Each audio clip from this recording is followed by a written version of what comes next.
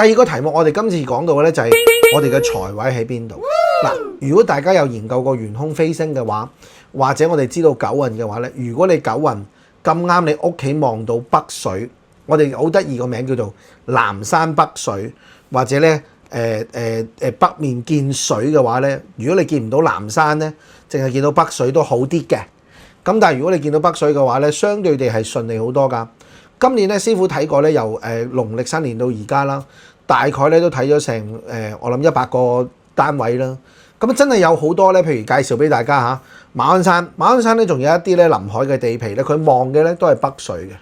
嘅，或者烏溪山望出去都係。咁西貢啦，西貢都有啲北水嘅。咁另外就係而家最多人講嘅白石角地方啦，白石角地方有啲樓宇上面咧都容易有機會見到北水嘅。